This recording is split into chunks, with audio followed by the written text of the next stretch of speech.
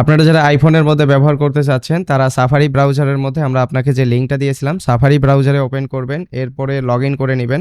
তো এরপরে দেখেন এই যে 3 ডট আইকন রয়েছে, এরপরে শেয়ার যে বাটনটা রয়েছে শেয়ার বাটনে ক্লিক করবেন। করার পর ভিউ মোর অপশন, এরপরে এখানে একটা অপশন দেখেন অ্যাড টু হোম স্ক্রিন, এই বাটনের মধ্যে একবার ক্লিক করবেন। করার পরে এখানে আপনি একটা নাম দিবেন, তো ভয়েস রাইটার যা আছে আমি তাই রাখতেছি। এরপর অ্যাড বাটনে ক্লিক করার সাথে সাথে আপনি এরকম একটা অ্যাপস আকারের আইকন পেয়ে যাবেন, এখানে জাস্ট ক্লিক করে আপনি এখান থেকে ব্যবহার শুরু করতে পারেন। এটা কিন্তু আপনার ওয়েব অ্যাপ আকারে ইনস্টল হয়ে গিয়েছে, এখন আপনি এখান থেকে সরাসরি ব্যবহার করতে পারেন। এখানে ক্লিক করবেন, এরপরে দেখা যাচ্ছে যে এখানে ভয়েস আইকনে ট্যাপ করে আপনি আপনার মতো করে ইউজ করেন। তার আগে এপিআই কি সেট আপ করা না থাকলে সেটিং আইকন থেকে এপিআই কিটাও সেট করে নেবেন। তো এখানে এপিআই কি কেমনে সেট আপ করবেন না পারলে এই যে ভিডিওটা আছে দেখে নিতে পারেন, বা এখানে ক্লিক করেও আপনি এপিআই কি কপি করে এনে এখানে বসাই দিলে কাজ হয়ে যাবে।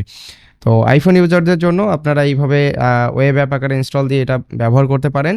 একই সাথে এইটার যে লিঙ্কটা আছে এটা কিন্তু যদি আপনার পিসিতে বা ল্যাপটপে ওপেন করেন সেখান থেকেও চাইলে ইউজ করতে পারবেন।